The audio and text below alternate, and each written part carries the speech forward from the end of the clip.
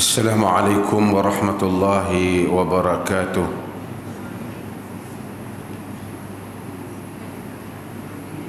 Alhamdulillah, nahmaduhu wa nasta'inuhu wa nastaghfiruh wa na'udzu billahi min syururi anfusina wa min sayyiati a'malina. Man yahdihillahu fala mudilla lahu wa man yudlil fala hadiya lahu. Asyhadu an la ilaha illallah wahdahu la syarika lah wa asyhadu anna Muhammadan abduhu wa rasuluhu, amma ba'd. Hadirin dan hadirat yang dirahmati Allah, mungkin sebahagian keliru tentang kuliah malam ni. Tengok forum perdana pun ada juga. Masa bila ni kita kuliah Masjid Alwi ada juga. Forum perdana di RTM pun ada. Itu keajaiban teknologi. Satu manusia boleh ada di banyak tempat dalam satu masa. Saya dipahamkan turut hadir malam ni ialah pelajar-pelajar sekolah agama perempuan. Mudah-mudahan Allah SWT berikan kejayaan pada anak-anak kita ni yang belajar, dan mudah-mudahan diberkati sekolahan mereka, insya-Allah. Saya ni sebenarnya baru semalam 31 hari bulan menyambut kemerdekaan, kami pergi kayuh basikal di Hat Nyai. Sebab tu tuan-tuan tengok saya hitam, kerana terbakar oleh panas kayu pada waktu tengah hari. Jadi kayu di Siam. Siam ni dia tak pernah ada penjajah, dan orang tak jajah dia. Tapi negara dia berjiran je dengan negara kita. Tuan-tuan, orang Perlis ni terbiasa dengan Thailand ni. Bila kita masuk ke Thailand, apa benda berbeza dengan tempat kita? Berapa perkara berbeza lah. Tentulah dia wat lebih banyak pada masjid. Kita tak bincang yang tu. Tapi salah satu yang nampak ialah negeri dia bersih. Kalau kita pergi dekat RNR dia pun bersih. Dan dia projek dia bagi setiap kampung ataupun setiap tempat ada satu produk. Sebab tu Thailand ni banyak produk dah. Kita tengok. So ini adalah antara kelebihan negara dia lah. Dulu kita seronok masuk Siam pasal duit kita tinggi pada duit mereka. Sekarang tuan-tuan bagi 500, tuan-tuan dapat 420 baht, lebih kurang begitu ya. Itu pun banyak. Duit kita jatuh. Dulu dia tak apa, tak ada lambat, kita bagi ringgit, dia pun suka terima. Dah dia tahu duit kita rendah pada dia. Negara kita mengalami masalah. Walaupun kita merdeka, kita menghadapi masalah bukan dengan penjajah. Walaupun kita laung kemerdekaan, pergilah penjajah, penjajah pun tak ada dah. Dia pun dah balik negara dia. Sama ada kita nak mentakrifkan mereka-mereka yang datang ke tanah air kita itu penjajah ataupun seumpamanya, tapi mereka sudah tak ada. Yang ada apa? Yang ada pada zaman kita ni yang mengganggu gugat negara kita bukanlah penjajah, tapi perasuah.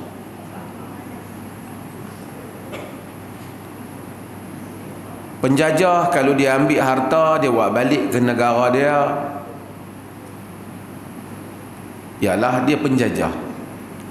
Tapi perasuah-perasuah yang ada di negara-negara orang Islam, kalau mereka menjarah harta negara mereka, kadang-kadang jauh lebih banyak daripada penjajah. Penjajah makan ramai-ramai, dia makan seorang pun terlalu banyak. Demam kita sekali-sekali dengar satu negara boleh susah Kerana beberapa orang punya hasrat untuk menjadi kaya raya. Inilah yang patut kita fikirkan, bagaimana untuk membebaskan negara kita ini daripada para perasuh ni. Penjajah dah pergi, kita tak perlu angkat senjata lagi nak perang dengan mereka. Tapi kita menghadapi para perasuh di seluruh negara-negara orang Islam, termasuklah dalam negara kita. Indeks rasuah kita tidak menurun. Kehilangan harta negara bukan ratus ribu, bukan ratus juta, bilion-bilion. 200-300 juta boleh membangunkan atau dibelanjakan untuk negeri seperti Perlis ni.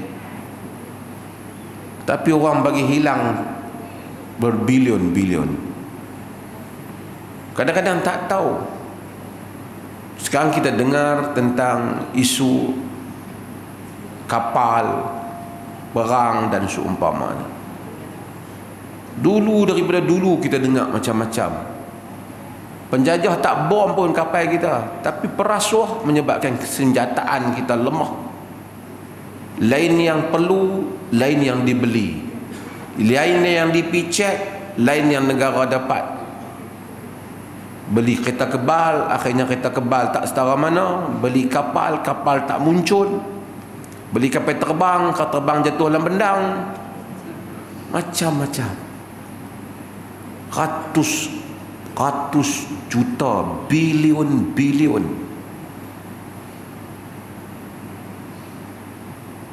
Tapi kadang-kadang bangsa ataupun kumpulan manusia yang naif, dia kata biar pi lah, bukan duit saya. Dia ingat duit dia dalam poket dia saja. Itu generasi toyol dulu. Orang tua percaya toyol ni betul ke ada ke tak, ataupun orang nak rumah dia sendiri jadi toyol. Toyol dia kata curi duit dalam almari, tapi duit dalam poket toyol tak curi. Yang ni yang bukan toyol ni, dicuri punya banyak, toyol pun kalah. Tak ada bomo nak boleh hadapi dia apa. Mudah-mudahan Allah memelihara negara kita daripada gangguan ni. Masjid kita ni, pasal ada bunyi kucing ni, saya sebut sikit. Masjid kita ni, siapa yang nak bela kucing, dia belalah di rumah dia, bukan main bela di masjid. Dia ada orang, saya pernah jumpa, merajuk tak mau main Masjid Alwi sebab dia kata dia main bagi makan kucing, ada orang tegur dia. Dia pergi bagi makan kucing atas tangga masjid. Tangga masjid orang nak masuk, orang pijak, jadi ada orang tegur dia, dia merajuk. Ada dia kata, hampa ni tak sayang kat kucing. Nabi pun bela kucing. Saya tak tahu Nabi bela kucing mana yang dia kata tu. Tapi sahabat dan hadis Abu Qatadah tu kucing di rumah dia, bukan bubuh kucing di masjid.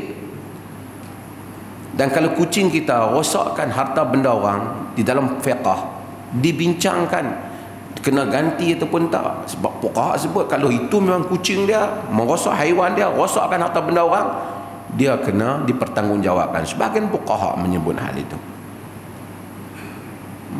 Tinggal kucing hadik tak mau mai tinggal di masjid, patut dia mai semayang masjid. Kucing bukan wajib semayang berjemaah. Jadi kucing-kucing ni tak payah main lambak dalam masjid lah, bawa lah pergi tempat lain. Siapa peminat kucing memang dia sensitif sikit. Kadang-kadang anak pun nak makan nasi, dia kira tak boleh lebih daripada RM6. Kucing dia boleh lebih daripada tu lagi. Nafkah kucing bolehlah bagi makan haiwan, dapatlah juga pahala, tetapi tidaklah boleh sampai mendahulukan haiwan lebih daripada tanggungjawab di bawah kita. Masuk dalam hadis yang berikutnya yang akan kita baca. Kita masih lagi di dalam kitab salat, bab sifatus salah. Kitab salat, bab sifat salah. Wa an Wa'il bin Hujur radhiyallahu anhu qala salaitu ma'an nabi sallallahu alaihi wasallam fa wada'a yadahu al-yumna ala yadihi al-yusra ala sadrihi akhrajahu Ibnu Khuzaimah. Hadirin dan hadirat, hadis ini adalah hadis Wa'il bin Hujur. Wa'il bin Hujur adalah merupakan sahabat Nabi sallallahu alaihi wasallam. Dia berasal daripada Hadrul Maut. Hadrul Maut di mana? Yaman. Bapa dia merupakan salah satu daripada pemerintah raja-raja Hadrul Maut, Wa'il bin Hujur. Dia ni termasuk di kalangan al-ashraf, ketua kepada kaum dia. Kana sayyida qaumihi, ketua kaum dia. Dia datang kepada Nabi sallallahu alaihi wasallam dan dia menganut Islam, dan meriwayatkan daripada Nabi sallallahu alaihi wasallam sebahagian daripada hadis yang diriwayatkan, dan termasuk juga hadis ini. Dan ada anak-anak dia meriwayatkan daripada Nabi, dan ramai lagi orang yang meriwayatkan daripada dia, dan ramai lagi yang meriwayatkan daripada dia. Dalam hadis tuan, dia kita ada rawi ni, dia rawa'an, dia riwayat daripada siapa? Wa rawa'anhu, siapa riwayat daripada dia. Jadi dia tu anak murid siapa, kita kena tahu, dan siapa pula anak murid dia, untuk kita melihat rangkaian ataupun kesinambungan hadis itu daripada satu rawi kepada satu rawi. Bila kita cek rawi itu, kalau sahabat, of course dia ambil daripada Nabi. Kalau tabi'in, dia ambil daripada siapa? Di kalangan sahabat ataupun di kalangan tabi'in yang lain. Dan siapa pula yang meriwayatkan daripada dia. Jadi siapa yang mengaji dalam ilmu hadis, dia bukan kena tahu siapa, daripada siapa rawi itu ambil, dia juga kena mempelajari dari siapa pula ambil daripada rawi itu. Kalau orang itu kita kata dia riwayat daripada seorang, tapi dia tak termasuk dalam senarai anak murid orang tu, rawa anhu, yang meriwayat daripadanya, dan dia tak ada dalam senarai, kita kira hadis itu tak bersambung. Bila dia tak bersambung, dia tidak boleh sahih. Kena cari jalan supaya kod-kod ada bukti lain, ada kesinambungan. Ada kesinambungan. Okey, kita bahas hadis yang ada di tangan kita hari ini. Kata Wa'il bin Hujur, salaitu ma'an Nabi sallallahu alaihi wasallam. Aku salat bersama dengan Nabi sallallahu alaihi wasallam. Fa wada'a yadahu al-yumna 'ala al-yusra. Dia meletakkan tangannya yang kanan di atas yang kiri. Ala sadrihi, di atas dadanya. Akhrajahu Ibnu Khuzaimah. Hadis ini diriwayatkan oleh Ibnu Khuzaimah. Berlaku persoalan bagi hadis ini, saya akan ni. Hadis ini diriwayatkan oleh Imam Muslim dan selainnya, tetapi tidak ada perkataan ala sadrihi, di atas dada, tidak ada. Riwayat Ibnu Khuzaimah ni dia kata di atas dada. Sedangkan riwayat-riwayat yang lain hanya berpada dengan meletakkan tangan kanan atas tangan kiri. Ala sadrihi, di atas dadanya, tak ada. Tak disebut. Riwayat Ibnu Khuzaimah sebut. Para ulama bahas tentang masalah ini.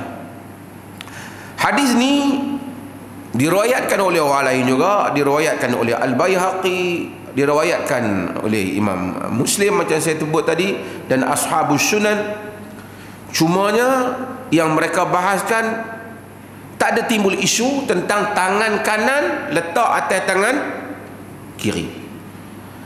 Yang mereka bahaskan ialah letak atas dada. Dalam riwayat ni kata letak atas dada. Setelah para ulama hadis tengok hadis ni, mai mana perkataan letak atas dada ni? Mereka dapati riwayat-riwayat lain tak sebut letak atas dada, tapi ada rawi satu ni bila dia riwayat hadis ni, dia ada tambahan letak atas dada melalui riwayat Ibn Khuzaimah ni dan riwayat Al-Baihaqi. Nama rawi itu ialah Muammal bin Ismail. Muammal bin Ismail. Muammal bin Ismail, dalam riwayat dia ada penambahan letak atas dada. Perkataan ala sadrihi, atas dada. Jadi ahli hadis dia nak buat macam dia tengok orang lain tak ada. Muammal bin Ismail riwayat ada atas dada. Nak bagi faham macam ni lah. Ramai orang dengar, beberapa orang dengar hadis tu, beberapa dengar kuliah saya ni, nak bagi contoh, nak bagi faham, nak dekat faham. Pakat balik semua cerita setakat ni je. Seorang tu dia cerita ada tambahan perkataan. Faham tuan-tuan? Yang riwayat hadis ni daripada Wa'il bin Hujur melalui sanad dia, semua tak ada letak, semua ada kanan atas kiri adalah, tapi ala sadri, di atas dada tak ada. Pakat dengar belaka, tapi atas dada Muammal bin Ismail saja yang kata atas dada. Tambahan ini boleh dipakai jika sekiranya rawi ini kuat. Muammal bin Ismail dari segi diri dia bukan pendusta. Hak tu tak ada masalah. Bahkan ulama-ulama hadis menyatakan saduq syadid fi sunnah, kuat pegangan sunnah. Cumanya ahli hadis catat hadis dia, mereka kata kathirul khata, banyak salah dalam riwayat. Sebagai mereka sebut iaitu su'ul hifz, buruk hafalan dia suka riwayat, sebahagiannya dia riwayat daripada benda-benda yang jadi lain. 3 orang dengar dia macam lain, dia dengar jadi macam lain sikit. Bukan kerana dia nak menipu, kerana dia selalu tidak kuat ingatan. Tidak kuat ingatan ni macam ni, nak bagi faham tuan-tuan. Tuan-tuan boleh ikuti ni. Dia dalam hadis ni dia tak boleh syaz. Dia tak boleh syaz. Dia tak boleh syaz, apatah lagi mungkar. Sebahagian ulama hadis yang dulu mereka samakan antara syaz dan mungkar, tapi saya nak cerita konsep dia saja, nak bagi tuan-tuan faham. Rawi kalau dia dengar satu hadis, 4 orang dengar misalnya, 3 orang riwayat macam lain, seorang riwayat macam lain. Riwayat lebih kurang tapi ada penambahan lain sikit.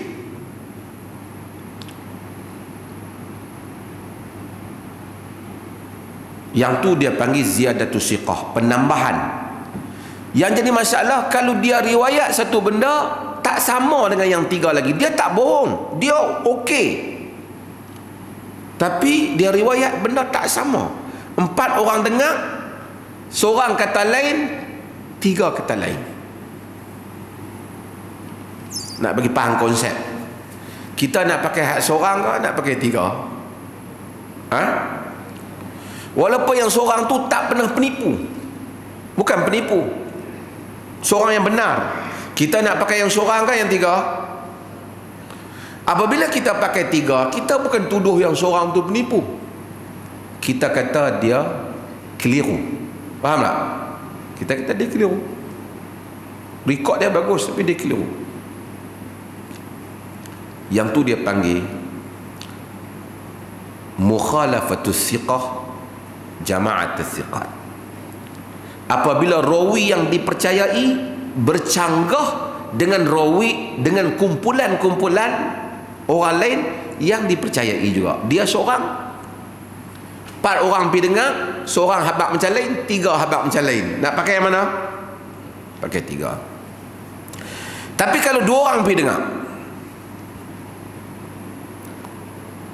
seorang kata macam lain, seorang kata macam lain, dua-dua boleh dipercayai. Nak pakai mana?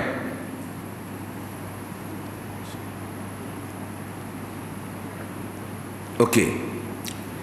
Kalau yang seorang itu terlalu kuat, terkenal dengan kekuatan hafalan, ingatan, dhabit dia, sementara seorang lagi ni besya-besya saja, hak biasa saja, taklah penipu tapi tak lawan. Ni jabal, yang ni kukuh.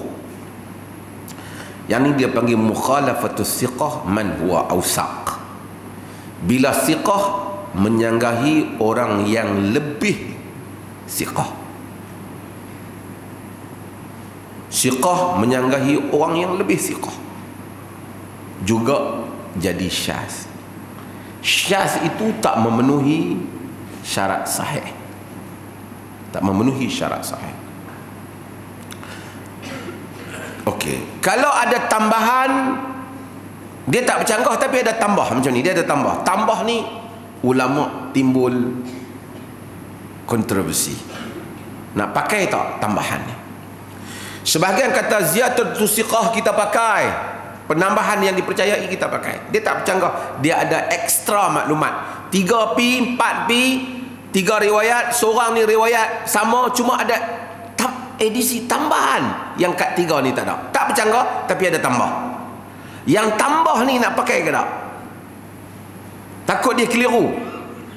Sebagian para ulama kata siqah yang tengok boleh dipakai, ia ada kerana dia juga siqah, dipercayai. Dalam kes ni penambahan kepada ala sadr, di atas dada, datang melalui rawi yang mempunyai masalah hafalan. Nama dia Muammal bin Ismail. Muammal bin Ismail ada masalah dalam hafalan. Bila dia ada masalah dalam hafalan, maka timbul perbincangan di kalangan ulama, nak pakai kata riwayat letak tangan atas dada. Tuan-tuan boleh faham setakat tu dulu. Hasilnya, apabila kita lihat perbahasan para ulama mengenai hadis-hadis ni, kita dapat simpulkan berikut. Yang pertama, majoriti para ulama, majoriti besar para ulama, kesemuanya mereka bersetuju menjadi sunnah ketika berdiri qiyam salat, kita meletakkan tangan kanan di atas tangan kiri. Yang tu dulu. Kat mana nak letak nanti dulu? Letak tangan kanan atas tangan kiri, sunnah. Sunnah. Semua mazhab, kecuali di dalam mazhab Malik. Itu pun dikatakan orang salah faham tentang maksud Imam Malik. Mazhab Malik dia irsal, dia panggil, dia terus, dia tak letak. Tapi riwayat-riwayat hadis letak. Antaranya ialah hadis yang diriwayatkan oleh Ibn Hibban. Banyak hadis-hadis tentang hadis ni, hadis riwayat Ibn Hibban, di mana Nabi SAW kata, inna ma'syaral anbiya umirna an nuakhir as-suhura, kami para anbiya, saya panggil suhurana, kami para anbiya diperintahkan supaya melewatkan sahur, makan sahur berpuasa, wa nu'ajjila fitrana, dan kami menyegerakan buka puasa, yakni masuk waktu buka, jangan duk tangguh, wa an numsika bi aimanina ala syama'ilina fi salatina, untuk kami memegang tangan kanan kami dengan tangan kanan kami, tangan kiri kami masa salat.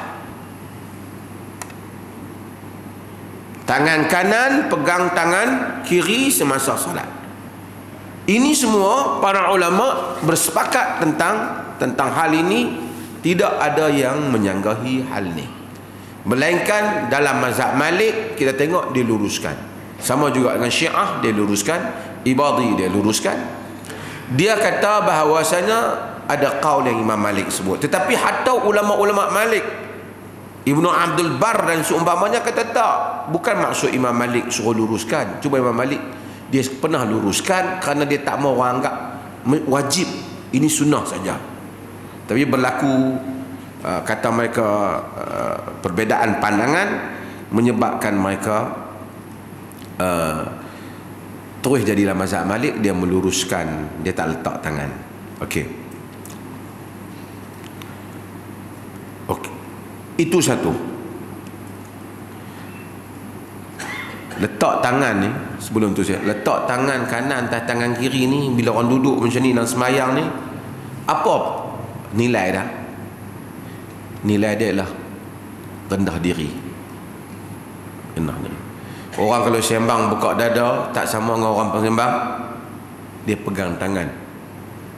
Hatta tabiat manusia.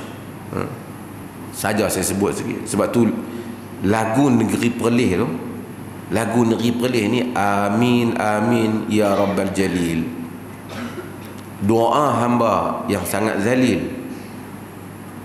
Kita telah standard kan masa lagu tu bukan kerana satu ibadat khusus. Lagu ni setiap negeri kena ada lagu. Jadi kita kata tak sesuai lagu macam tu, tangan dada macam ni kan. Maka sebab tu tuan-tuan, bila lagu tu sekarang tuan-tuan tengok yang diputuskan oleh MAIPS ialah tangan kanan pegang tangan kiri dalam keadaan macam merendah diri. Takkan amin amin ya rabbal alamin macam buka dada macam tu. Tak sesuai dengan makna lagu tu. Itu tujuannya. Ni pelajar-pelajar kita di sekolah ni, dia tahulah lagu negeri sekarang kita suruh pegang tangan, tanda rendah diri. Ini bukan maksud ibadat khusus, ini soal pentadbiran, pengurusan selaras dengan maksud lagu itu.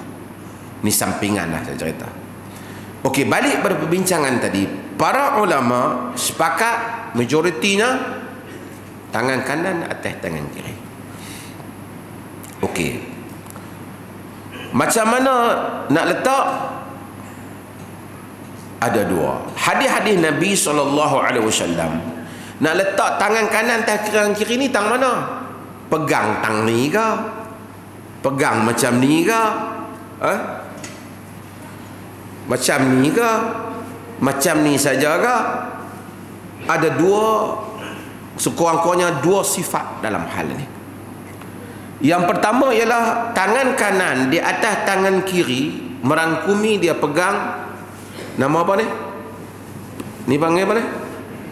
Lengan. Ni panggil apa? Siku sampai bawah panggil apa? Arab panggil sa'id. Yang ini dia panggil rusakh. Dia letak tangan ni merangkumi semua ni. Ini juga ada di dalam hadis Nabi SAW yang diriwayatkan oleh Abu Daud, di mana Nabi SAW dalam hadis dia kata, "Thumma yada'a yadahu al-yumna ala zahri kaffihi al-yusra wa ruskhi was-sa'idi." Kemudian dia meletakkan tangannya yang kanan di atas tangan tapak tangan yang kanan, atas tapak tangannya yang kiri, dan lengannya dan sini. Maksudnya begini, merangkumi. Sebab tu tengok semua dia merangkumi.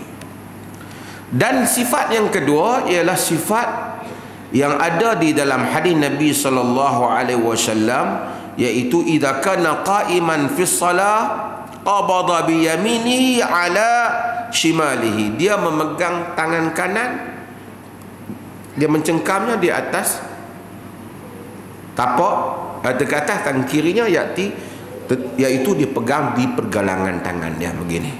Ini seperti mana yang kita tengok yang buat dia pegang. Artinya kalau ada orang buat begini, sifat dalam hadis, kalau dia buat macam ni pun sifat di dalam hadis Nabi SAW. Faham tuan-tuan? Sebahagian para ulama menyebut, kalau kerana ada dua-dua riwayat tu, maka buatlah kadang-kadang yang ni, kadang-kadang yang tu, ataupun salah satu daripadanya termasuk di dalam sunnah. Kemudian berlaku khilaf di kalangan para ulama. Lepas buat macam tu nak tak di mana? Nak tak di sini ke, dada ke? Nak tak atas dari kat perut ke? Nak letakkan bawah daripada perut pusat ke? Sekali lagi ulama berbincang dalam hal ini. Pendapat yang pertama ialah, bukan yang utama, pendapat menyatakan diletak di atas dada. Saya sebut bukan kata majoriti, tak ada sebahagian, tidak majoriti kata letak atas dada. Alasannya hadis tadi, ala sadrihi, di atas dada. Alasannya. Cuma Albani antara yang menyokong pendapat ni, sebab tu tuan-tuan lihat hadis ni ada di dalam sifat salat Nabi. Albani dia tasahihkan hadis ni. Tapi bagi ulama-ulama yang tidak menerima hadis ni sebagai untuk diangkat sebagai sahih disebabkan Muammal bin Ismail, mereka menyatakan tak sabit riwayat letak atas dada. Maka tak ada letak atas dada. Habis pakai riwayat apa? Pendapat yang kedua ialah pendapat letak di bawah daripada dada, tahta sadr wa fawqa surrah, di bawah daripada dada, atas daripada pusat. Ini adalah pendapat yang diriwayatkan dalam mazhab Malik sebahagiannya. Qaul Malik itu kita tahu ada dua. Diriwayatkan dalam mazhab Syafi'i, diriwayatkan dari Imam Ahmad, daripada Syafi'i diriwayatkan daripada Imam Ahmad, yakni qaul mereka. Dan pendapat inilah yang ditarjihkan oleh Al-Imam An-Nawawi rahimahullahu ta'ala. Jadi dia kata semayang, tangan letak bawah daripada dada, atas daripada pusat, itu merupakan amalan jumhur para ulama, majoriti para ulama.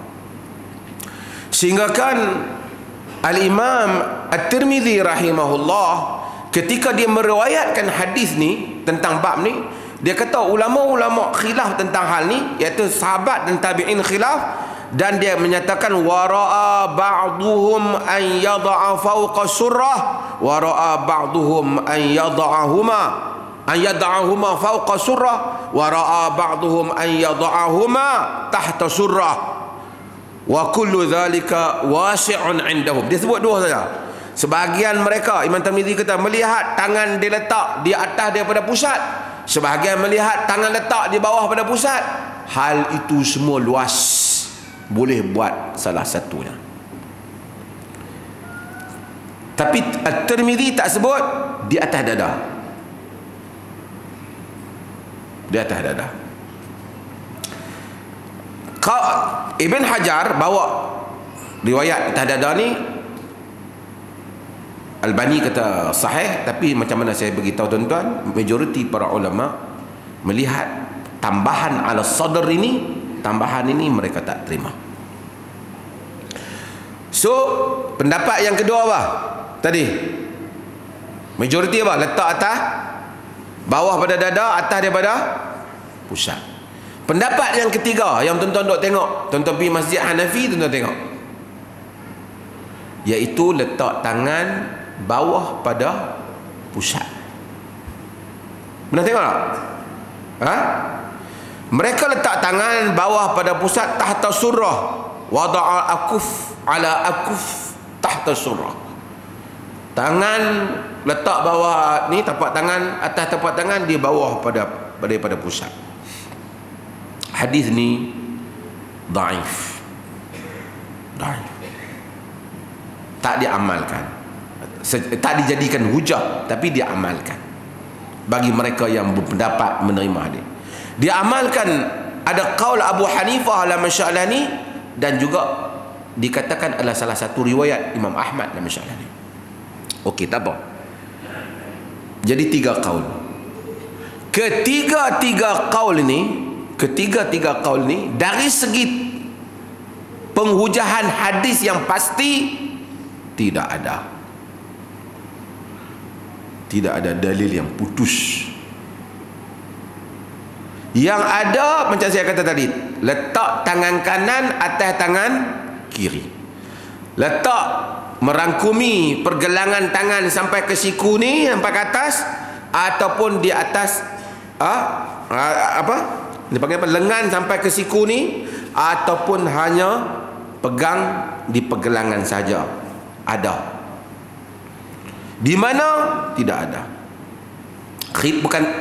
Bukan tidak ada, tapi riwayat-riwayat yang paling kuat, yang riwayat-riwayat yang kuat, yang sahih, sabit daripada hadis Nabi, daripada Nabi tak ada.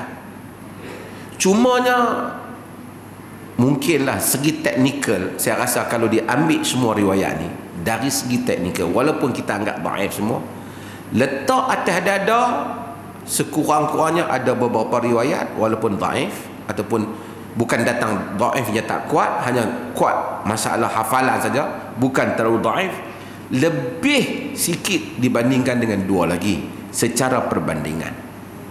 Secara perbandingan, bukan secara hujah kuat, secara perbandingan. Maka hal ini seperti mana yang disebut oleh Al-Imam Tirmizi rahimahullahu ta'ala, bahawasanya luas. Siapa nak letak atas dada, silakan. Bagi saya, secara perbandingan riwayat, walaupun dhaif, lebih kuat sikit lah daripada hal lain. Siapa nak letak macam jumhur ramai ulama-ulama mazhab Syafi'i, mazhab Ahmad sendiri, iaitu atas daripada pusat, bawah daripada dada. Itu yang kita lihat orang buat. Kalau kita tengok bawah pada pusat pun ada, seperti Al-Imam Tirmizi sebut, yang ni pun diriwayatkan, walaupun riwayatnya dhaif, tapi Tirmizi menyebut pada zaman yang awal. Jadi tuan-tuan, kalau kita tengok mana-mana daripada hal ini, kita kata al-amru fihi wasi'un, benda ini luas. Jadi kalau kita tengok orang tak macam ni, tak sunnah, jangan. Kesemuanya itu tidak ada siapa yang dapat menyatakan hujahnya putus di dalam masalah ni. Tak. Bila kita mengaji sifat salat, kita akan tahu bahawasanya kita hendaklah ada keluasan di dalam hal ni. Demikian. Yang penting dia letak tangan atas. Para ulama berbincang lagi tentang masalah masa bila letak ni. Masa berdiri. Berdiri ni ada dua. Pertama, kita berdiri, semasa kita berdiri Allahu Akbar, kita berdiri, kita baca Fatihah, kita baca surah. Qaiman. Satu lagi, selepas daripada kita rokok, kita berdiri. Betul tak? Kita rokok, Sami Allahu liman hamidah, kita berdiri. Nak letak tangan di mana? Irsal, lurus ataupun tak dada. Bukan tak dada, maksud tangan kanan pegang tangan kiri, qabak. Nak letak di mana? Luruskan tangan ataupun memang kita akan bersedekap. Majoriti para ulama kata irsal, luruskan tangan. Ini tak termasuk di dalam maksud hadis itu. Ada riwayat daripada Imam Ahmad, dia menyatakan bahawasanya fa insya arsal wa insya qabad. Jika mau dia boleh luruskan, jika mau dia letak. Dalam mazhab Hanbali, apabila Abu Ya'la Al-Qadi Abu Ya'la dalam mazhab Hanbali, dia kata lepas Sami Allah liman hamidah rokok, letak dada. Sebab hadis tu kata dia kata berdiri letak tangan, letak dada. Maksud bukan maksud saya letak dada, sedekap. Iaitu tangan kanan di atas tangan kiri. Kerana dia kata tangan kanan atas kiri, hadis tu kata bila Nabi bila dia berdiri, tangan kanan di atas tangan kiri. Dia tak sebut pula sebelum atau selepas rukuk. So kita kena konsisten terus. Melainkan ada dalil yang menunjukkan bahawasanya ketika lepas daripada rukuk, baginda tak lagi meletakkan tangan kanan atas tangan kiri. Dia kata tak ada hadis yang macam tu.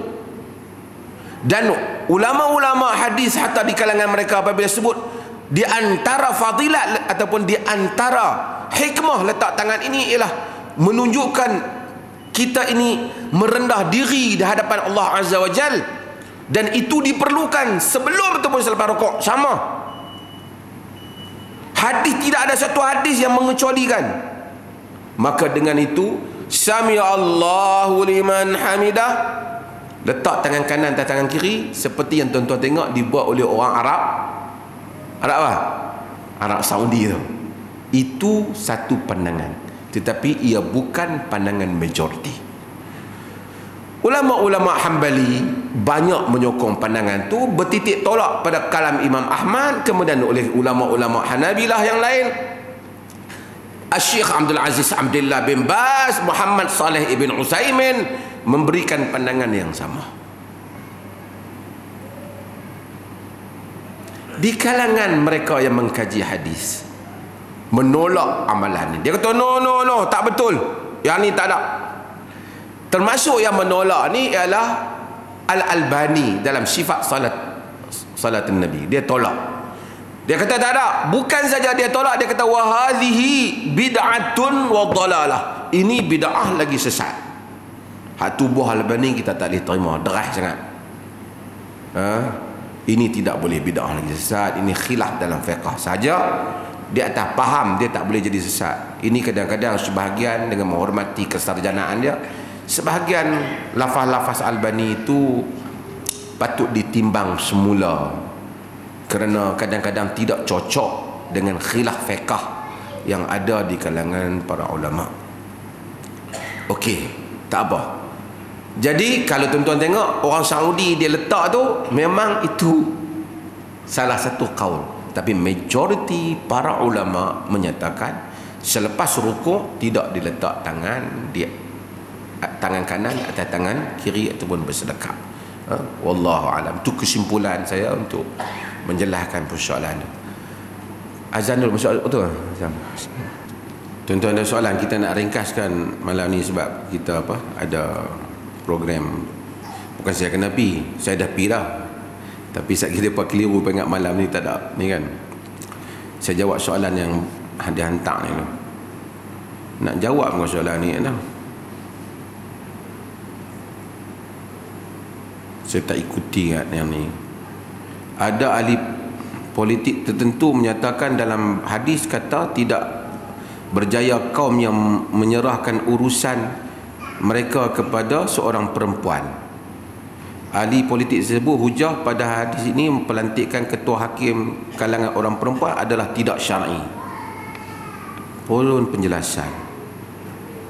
Adakah orang cakap itu? Saya tak dengar pun. Ada? Ada orang Bomban?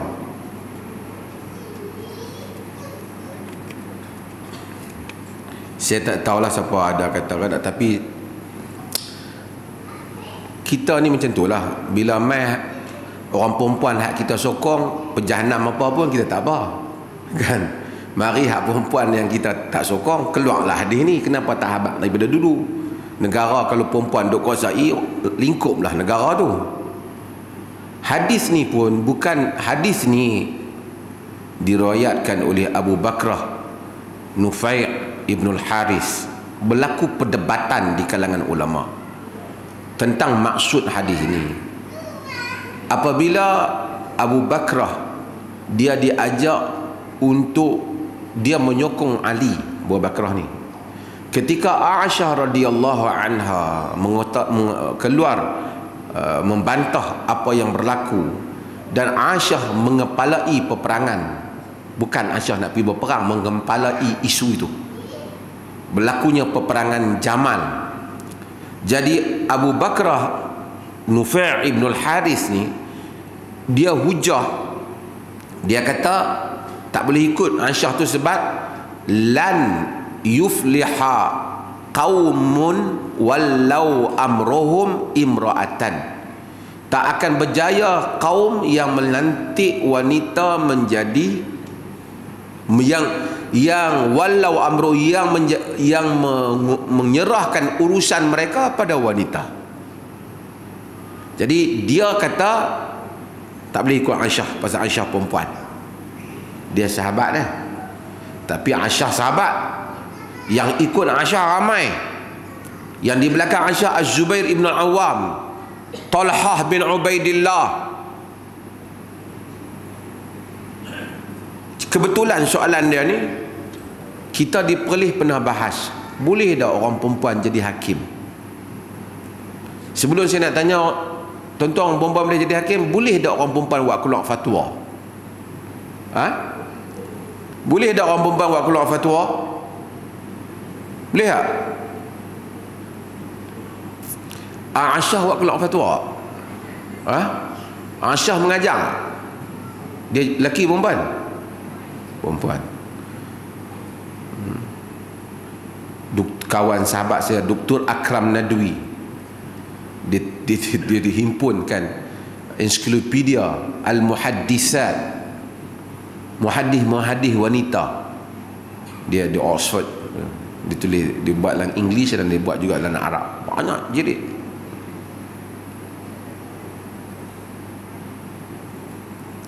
Apa asas ulama di kalangan kitab dulu? Dia kata perempuan tak boleh jadi ketua langsung. Kalau perempuan tak jadi ketua langsung, perempuan tak boleh jadi guru besar. Nanyalah sekolah sebelah kita ni.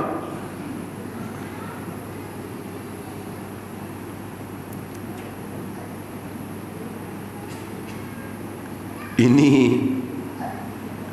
saya bukan sokong perempuan jadi pemimpin, tapi kadang-kadang salah guna. Ini cerita lain, saya tuan-tuan kena dengar lah. Orang dulu kerajaan Pakistan, saya tengok zaman dulu Pakistan, zaman Maududi, Fatimah Khan, orang hujah bahawasanya dia tu perempuan tak boleh jadi calon. Tidak berjaya satu kaum yang mana pemimpin dia perempuan. Maududi kata, berjayakah satu kaum yang pemimpinnya orang yang zalim dan menyeleweng? Kenapa kau baca hadis itu saja? Saya bukan sokong ni, saya nak cerita argument antara orang yang argue hal ni, tak setuju dengan benda ni, ialah antaranya Muhammad Al-Ghazali. Dia tak setuju hujah guna hadis ni. Dia kata Britain dengan ratu dia lebih baik daripada negara-negara orang Islam yang lelaki. Kata dia lah, kan? Quran sebut tentang Ratu Sabak yang orang Melayu sebut Balqis. Balqis tu tak ada dalam hadis sebut nama Balqis. Ada dalam riwayat Siti Nurhaliza dalam lagu tu. Kemudian dalam dia ambil daripada ni lah, siapa tulis lirik dia saya tak tahulah. Balqis tu tak ada dalam hadis, tapi Balqis tu perempuan lah. Cerita dia tentang ratu tu ada dalam Al-Quran. Tuan-tuan baca dalam surah An-Naml, apa cerita Nabi Sulaiman dengan tentera dia tentang wanita yang menguasai negeri tersebut. Quran tak kata tak berjaya, bahkan dia punya pandangan lebih baik daripada pandangan menteri-menteri dia yang nak berperang dengan Sulaiman. Dia punya pandangan lebih baik. Dia mengambil langkah berdamai dengan Sulaiman. Kata Muhammad Ghazali, ini menunjukkan Quran tak mencerca wanita memegang jawatan. Dia orang perempuan seronok sikit. Tapi bukanlah saya sokong semua jadi calon. Tapi saya nak cerita, untuk guna hadis ni tak boleh lah, nak kata tak kuat lah. Sebahagian kata hadis ni kerana Nabi merujuk kepada konteks. Konteksnya ketika itu ialah apabila Parsi dikuasai oleh wanita, Nabi kata tak berjaya kaum itu. Konteks itu maksudnya. Apapun kita di Fatwa Perlis bincang bab ni. Ulama dulu kata wanita jadi ketua negara tak boleh. Bukan guna hadis ni, dia guna benda lain. Misalnya ketua negara orang nak kena bincang, nak jumpa dia. Panglima perang orang lelaki sulit. Macam mana nak pergi jumpa lelaki dengan perempuan duk bersembang kan? Argument macam tu lebih sound, lebih logik. Perempuan kadang-kadang tak mampu, dia sudut-sudut yang lain, dia argument pentadbiran lebih kuat kalau nak hujah daripada kau bawa benda-benda yang seperti ni kadang-kadang kurang kuat. Okey, kalau tidak tentu Aisyah keluar, sahabat semua tak setuju dah dengan dia. Berikutnya adalah kita di Perlis ni dulu pernah fatwa, boleh tak orang perempuan jadi hakim mahkamah syariah? Kita keluarkan fatwa boleh kalau cukup syarat dia. Apatah lagi zaman lah dia sudah ada, selagi mana dia tak dikuasai oleh emosi wanita. Jadi kalau dia kata hadis ni, saya tak tahu dia merujuk pada siapa, itu bukan argument lah. Sama ada dia tak setuju satu orang tu jadi hakim, itu cerita lain. Tapi itu bukan argument. Bukan argument. Kadang-kadang argument ni hanya time dia tak setuju dengan perempuan tu je. Kalau time yang dia setuju dengan perempuan tu buat apa pun boleh. Sampai demam kita pun tak apa. Jadi ini bukan argument lah. Wallahu alam. Ada soalan?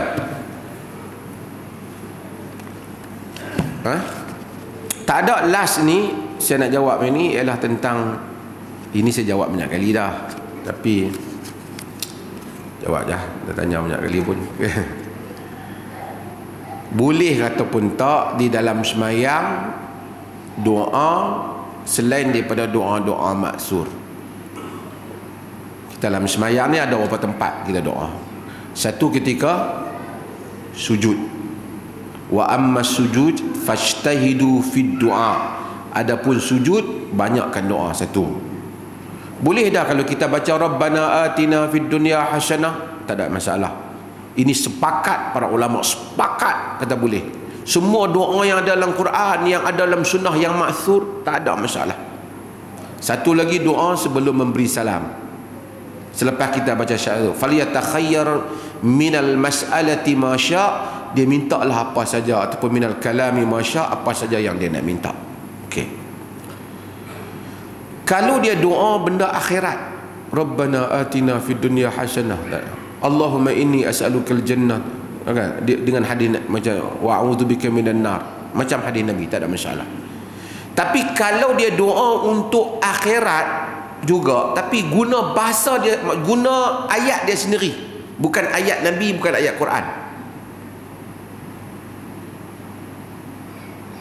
boleh tak? Majoriti ulama kata boleh. Dalam mazhab Hanafi dia kata tak boleh. Pasal tak boleh tu kalam manusia. Kerana Nabi kata wa amma hadhihi salah la yasluhu fihi min syai'un min kalamin nas. Semayang ni tak boleh. Wa innama huwa tasbih wa takbir wa qiraatul Quran. Semayang ni hanya tasbih, takbir, qiraat. Cakap manusia tak boleh. Ambil kata hak boleh.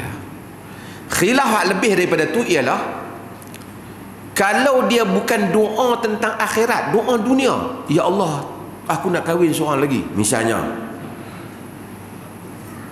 betul-betul dunia, ya Allah bagilah projek ni dapat kat aku, masa dia sujud dunia. Ulama-ulama sebahagiannya kata tak boleh, sebab yang ni bukan soal akhirat. Hak tadi lah, hak dua tadi tak boleh. Bahkan hak yang akhirat tadi pun dah ada ketat dah, mesti daripada nak Quran dan hadis. Ni dah tak akhirat langsung, tak boleh dia kata. Mazhab yang kedua dia kata boleh, sebab dalam hadis tu dia kata mintalah apa yang kamu nak, fajtahidu fid du'a. Jadi kamu fi doa, kamu sungguh-sungguhlah doa. Kita doa lah. Kalau tanya saya, wallahu ta'ala alam, saya bersetujulah dengan pendapat yang kata boleh apa saja doa yang diminta kepada Allah Ta'ala, sekalipun dalam urusan dunia, di dalam salat, di dalam salat. Memang dah khilaf dalam masalah ni. Wallahu ta'ala alam. Sallallahu ala nabina Muhammad walhamdulillah rabbil alamin.